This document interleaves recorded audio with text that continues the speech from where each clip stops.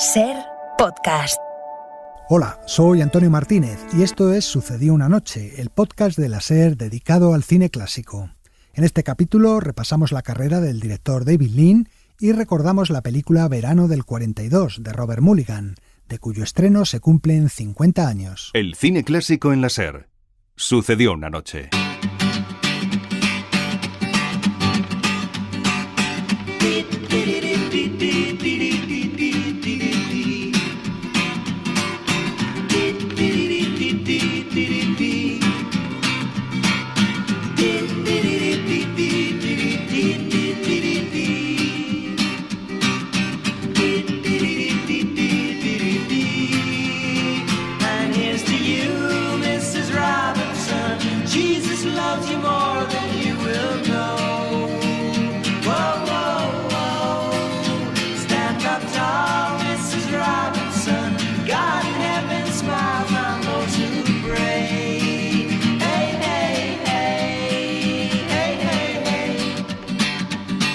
Muy buenas y bienvenidos a Sucedió una noche. Esta con la que hemos empezado la conocéis todos. Son Simon y Garfunkel con el Mrs. Robinson que sonaba en El Graduado. Y es que cuando se trata de amores entre jovencitos y mujeres maduras, a los aficionados al cine siempre nos vienen a la mente dos películas. ¿De qué? ¿Del Graduado o de Verano del 42? ¿De cuál quieres charlar? Pues hoy vamos a hablar de la segunda. ¿Ha visto ya Verano del 42? Refréscame la memoria. Va de una mujer muy hermosa que seduce a un jovencito al fin de la adolescencia. Es de mis favoritas. Hace ahora 50 años, el 19 de abril de 1971, llegaba a las pantallas americanas Verano del 42, una película dirigida por Robert Mulligan, el realizador de títulos como Matar a un ruiseñor, El otro o La noche de los gigantes. ¿Os apetece que la recordemos?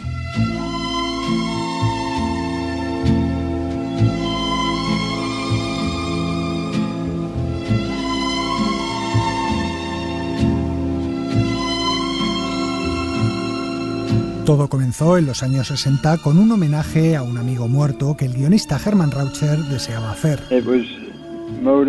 Surgió como un homenaje a mi amigo de la infancia, Oski, con el que crecí y que murió en la guerra de Corea. Era médico militar y le dispararon cuando estaba atendiendo a un soldado herido. Solo tenía 24 años. Murió en 1952, precisamente el día de mi cumpleaños. Por eso nunca lo celebro. Así que decidí escribir un guión que hablara de él de una forma u otra.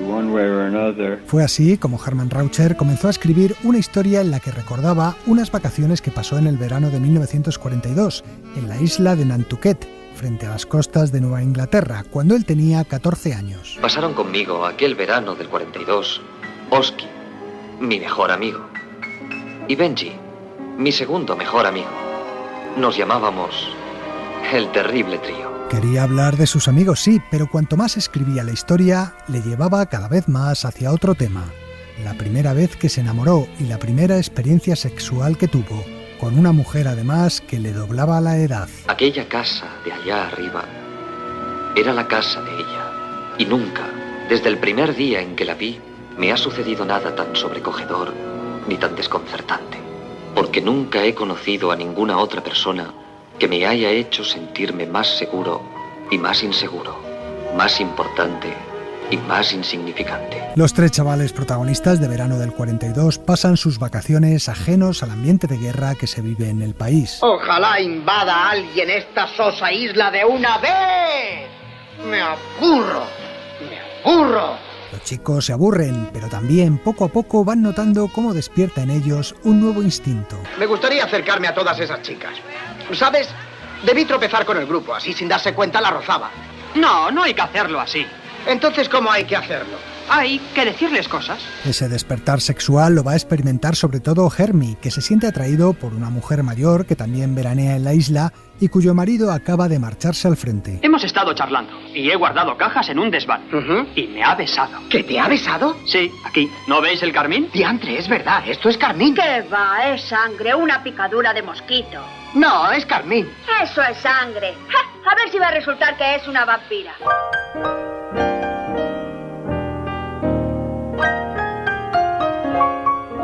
Verano del 42 habla de esa época de la vida en la que transitamos de la infancia a la edad adulta. No me lo creo. Pues es mejor que te lo creas, porque un día de estos te llegará el turno y no vas a saber qué hacer. No me lo creo. No me creo que hagan esas cosas. Que no, hombre, que no. ¿Por qué no? Porque es muy ridículo. Si lo ves en fotos parece una estupidez, pero si lo hacen dos personas que se quieren es muy distinto. La película es un canto a la inocencia y al descubrimiento del amor y del sexo. Una película nostálgica que Mulligan narra con delicadeza y sensibilidad, pero en la que tampoco falta el humor. Escenas brillantes y divertidas como la de la farmacia o los intentos de magreo en el cine. ¿Cómo te ha ido? Bastante bien. ¿Y qué has hecho? Pues acariciarla. No me digas. Durante 11 minutos. ¿Has contado el tiempo? Sí. ¿Y qué te ha parecido? Pues como muy suave. ¿No era como un brazo? ¿Un brazo? Sí.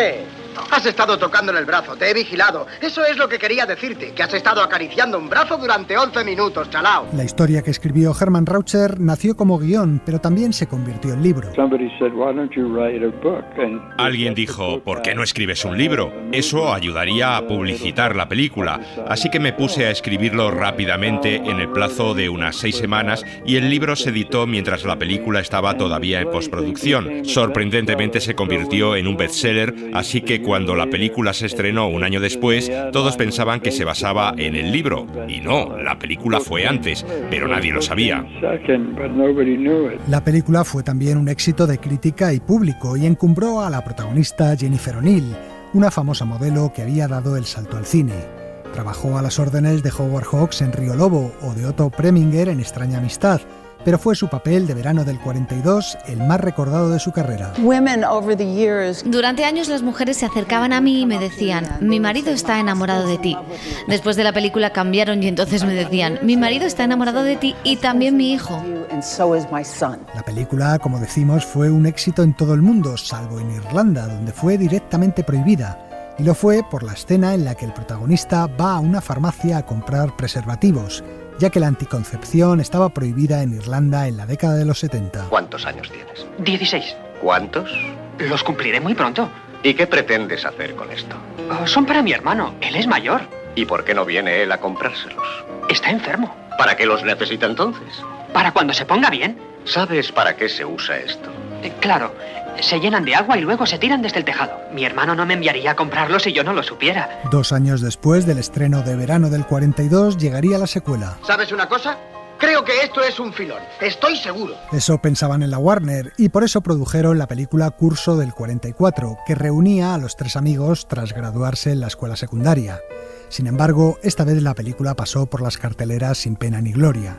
Pero todavía no hemos hablado de un elemento que fue determinante en el éxito de Verano del 42, su música. ¿Te gusta la música? Oh, sí, la música me encanta. ¿Tocas algún instrumento? Sí, canto. La voz es como un instrumento, ¿no? Sí, estoy de acuerdo. La música que compuso el francés Michel Legrand ganó el Oscar a la mejor banda sonora y su tema central se ha convertido en uno de los más famosos de la historia de la música de cine y del que se han hecho decenas de versiones. Versiones como esta de Frank Sinatra. The summer smiles, the summer knows, and unashamed she sheds her clothes. The summer smooths the restless sky, and lovingly she warms the sand on which we lie. Herman Raucher nunca volvió a ver a la mujer de la que se había enamorado. Solo le dejó una carta de despedida. Querido Hermie, vuelvo a mi casa en la ciudad. Estoy segura de que lo entiendes. Tengo muchas cosas que hacer. No voy a intentar explicarte lo que pasó anoche, porque sé que, con el tiempo, sabrás cómo debes recordarlo. Raucher nunca supo su apellido ni su dirección y no volvió a saber de ella hasta después del estreno de la película. Me envió una pequeña carta en la que me decía que los recuerdos de aquella noche que pasamos 30 años antes era mejor dejarlos así. No quería que nadie supiera que era ella la mujer de la historia y yo estaba de acuerdo. Me dijo que se había vuelto a casar y que ya era abuela y yo me sentí bien dejándolo así. En la carta la mujer también le decía que había vivido muchos años con el sentimiento de culpa de que aquella experiencia pudiera haberlo traumatizado y de alguna forma arruinado su vida. No fue así.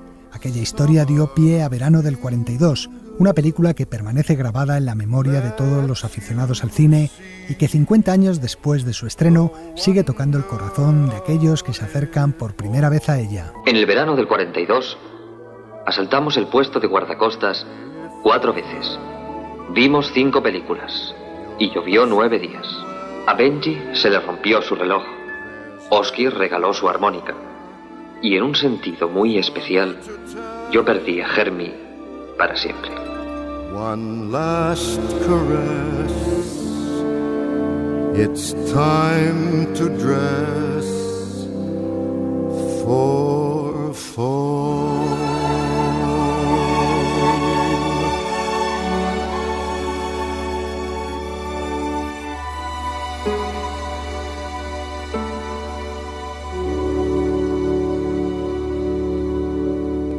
El cine clásico en la SER. Sucedió una noche.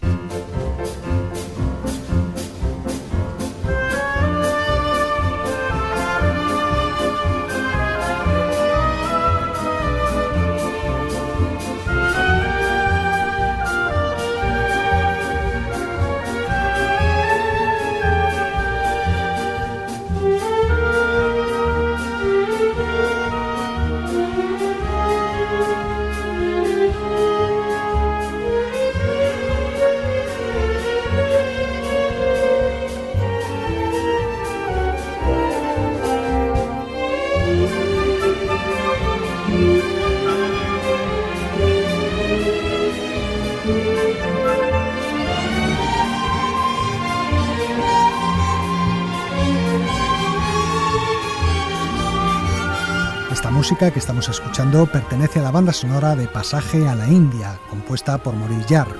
Pasaje a la India, estrenada en 1984, fue la última película que dirigió nuestro siguiente protagonista. El 16 de abril de 1991 fallecía a la edad de 83 años el director británico David Lean. Nosotros vamos a aprovechar este 30 aniversario de su muerte para recordar su cine y su figura.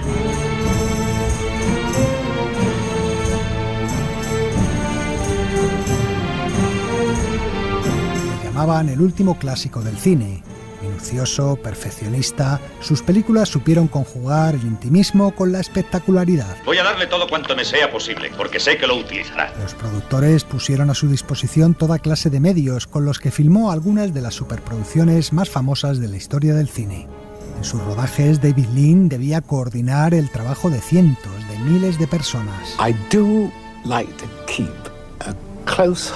Me gusta mantener un estrecho control sobre todos los elementos de una película. Creo que eso es ser director, fomentar el talento de los otros, extraer de ellos todas las cosas que imaginaste cuando trabajabas sobre el guión. En ese sentido creo que soy una especie de dictador amable. Pero sus películas no gustaban a todo el mundo. ¿No gustan? ¿A quién no gustan? ¿Por qué no gustan? Algunos críticos le tachaban de megalómano, de buscar marcos monumentales de forma artificial para contar sencillas pasiones humanas. Una crítica que también han sufrido directores que se confiesan seguidores de su estilo, como Steven Spielberg, uno de sus mayores fans. Suelo ver películas clásicas para inspirarme y hay 3 de David Lean que he visto muchas veces. Una es Lawrence de Arabia, mi favorita. La segunda que prefiero es El puente sobre el río Wei y aunque sé que tuvo algunas malas críticas, pienso también que Dr. Zhivago es una obra maestra. Las 3 las veo a menudo, sobre todo antes de rodar una película mía. David Lean no tenía estudios, pero sus películas cuentan todas con una sólida base literaria. Es usted un hombre inteligente. No, pero cuando veo algo bueno sé apreciarlo. Sus héroes, idealistas y románticos, se enfrentan siempre al entorno natural grandioso e inhóspito que les rodea. Para llegar a Aqaba por tierra tendríamos que cruzar el desierto de Nefut, ¿entiendes? Exacto. El Nefut no se puede cruzar. Yo lo cruzaré si lo haces tú. ¿Tú? Hace falta algo más que una brújula, inglés. El Nefut es el peor lugar creado por Dios. El desierto en Lawrence de Arabia, la selva en el puente sobre el río Kwai o la estepa siberiana en Dr. Zhivago. Mira, los Urales. Allí es a donde vamos, al otro lado de las montañas, en medio del bosque. Allí no hará tanto frío. Héroes que se debaten entre la disciplina y la ética y a menudo seguidores de una estricta moral británica. Coronel Saito, he visto y oído todo, como todos los hombres de la enfermería. Hay demasiados testigos. No le valdrá decir que era una fuga en masa. ¡Cállese! Casi no puedes ni mover. ¡Cámara ahí! ¿Es este su código de guerra? ¿Asesinar a hombres indefensos?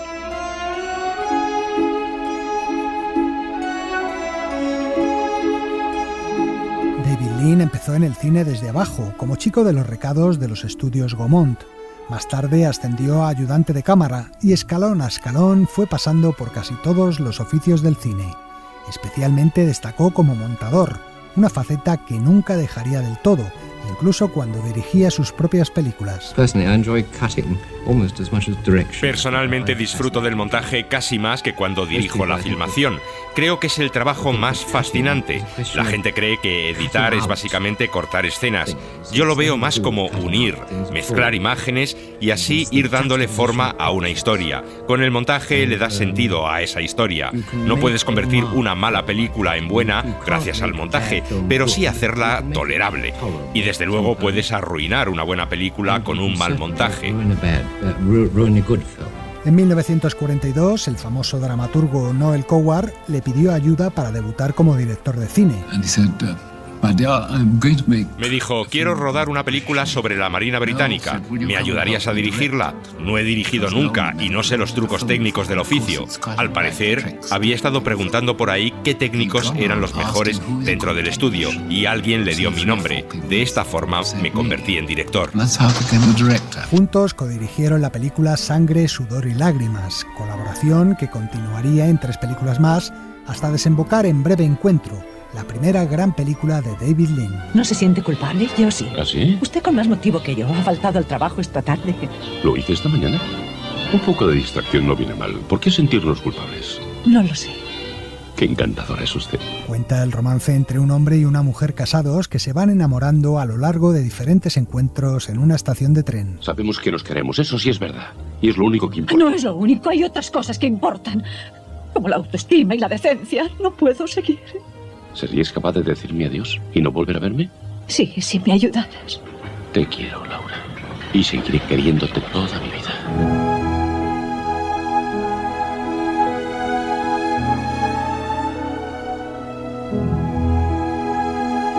Ya en solitario, David Lean adaptaría a continuación 2 obras de Dickens, consideradas por muchos críticos las mejores versiones cinematográficas que se han hecho de la obra del novelista inglés. Una es Cadenas rotas, basada en la novela Grandes esperanzas, y la otra esta. Ese chiquillo a quien pusimos por nombre Oliver Twist debe de tener ya 9 años. Es la criatura peor dispuesta que he conocido. Aún no hemos sabido nada referente a sus padres. Entonces, ¿por qué lleva un apellido? Yo lo inventé. Pongo nombres a los huérfanos por orden alfabético. El último fue una S y le llamé Subel. Luego tocaba una T y le puse Twist. Es usted un auténtico literato. Tras el éxito de Oliver Twist, David Lean se convirtió en uno de los directores británicos más apreciados de la época. Disfruto mucho de mi trabajo y me considero un hombre con suerte. No lo hago por dinero. De hecho, si tuviera dinero, lo que haría es dárselo a los productores para que me contrataran. A partir de finales de los años 50 serán los productores los que pongan a su disposición grandes sumas de dinero. Comenzaba la etapa de las grandes superproducciones. Ustedes, prisioneros ingleses, han sido designados para construir un puente sobre el río Kwai.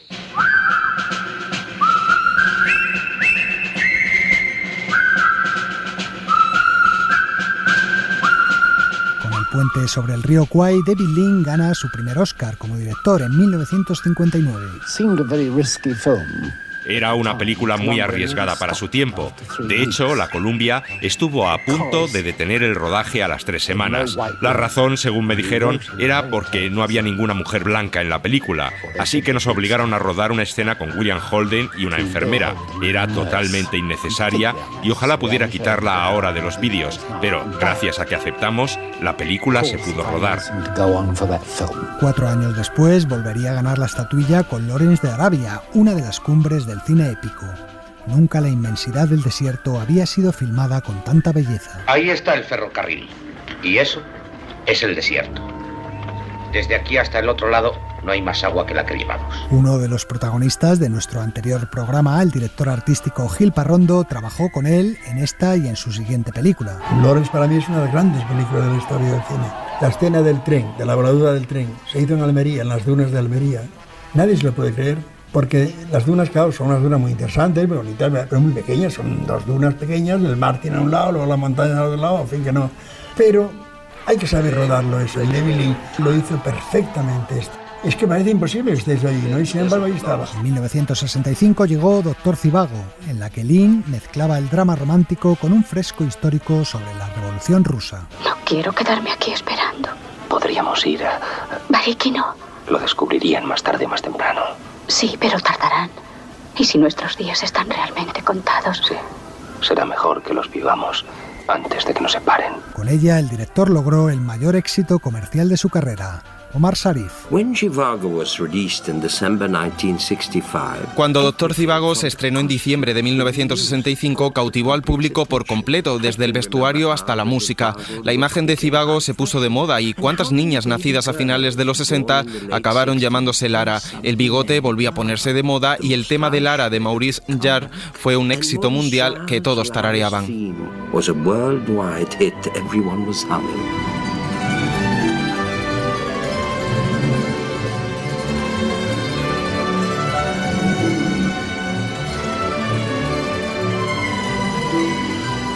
Siguiendo un esquema parecido, en 1970, Lean rodó La hija de Ryan, en la que volvía a mezclar una historia de amor con la épica de la lucha por la independencia de Irlanda. Se te ha juzgado y eres culpable. Tú fuiste la delatora. ¿Cómo? Moviendo las caderas, mosquita muerta. Por el amor de Dios, no le hagáis ningún daño. Si ella fuera un hombre, señor Ryan, sería fusilada. Aquella mañana alguien subió al campamento y traicionó a Tim O'Leary. Ahora dígame, ¿quién vive lo bastante cerca? ¿Quién tuvo suficiente tiempo? ¿Quién podía hacerlo? Pero esta vez la película fue denostada por la crítica. Los juicios negativos afectaron mucho al director. Empiezas a pensar que quizá ellos tengan razón y te dices a ti mismo, ¿para qué sigo haciendo películas? Ya no lo necesito. David Lean por entonces tenía ya 62 años y decidió retirarse del cine. Tendrían que pasar 14 años para que el director regresara a las pantallas, con la que a la postre sería su última película. ¿Su primera visita a la India, señorita Cueste? Mi primera salida de Inglaterra. La envidio. Nuevos horizontes. Pasaje a la India, estrenada en 1984, se ambientaba en los años 20 del siglo pasado, cuando las tensiones entre el creciente movimiento independentista indio y los colonos británicos empezaron a aumentar. Los ingleses podrán decir: he aquí un indio que casi se portó como un caballero. Si no fuera por el color, hasta podríamos admitirle en el club. ¿Así que por eso ha venido a verme? Al final, ustedes, los ingleses, siempre se unen. No quiero tener nada que ver con ninguno de ustedes. Con ninguno. David Lean tenía ya 76 años, pero aún le quedaban energías para concebir otra película, Nostromo, basada en un relato de Joseph Conrad. Así lo explicaba en el documental Nostromo, el sueño imposible de David Lean. Si acepto hacer una película, quiero, con todas mis fuerzas, hacerla tremendamente bien.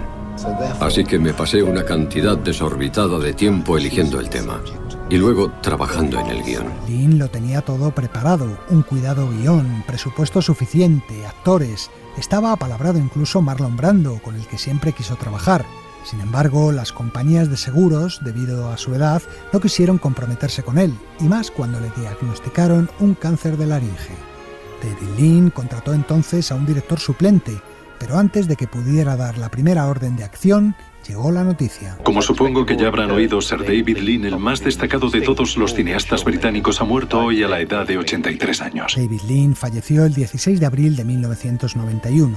Atrás quedaba una carrera de tan solo 16 películas, pero que lograron ganar 30 Oscars de Hollywood, influyeron en otros muchos directores y llenaron las salas con millones de espectadores. Siempre he querido hacer películas que a mí me hubiese gustado ver cuando iba a un cine. Amo las buenas películas y una cosa fundamental para lograr hacer una es contar con una buena historia, que esté por encima de las modas y que tenga buenos personajes. Quizá por eso solo he dirigido 16 largometrajes, porque he pasado gran parte de mi vida leyendo historias, eligiendo cuidadosamente mis proyectos y trabajando en los guiones.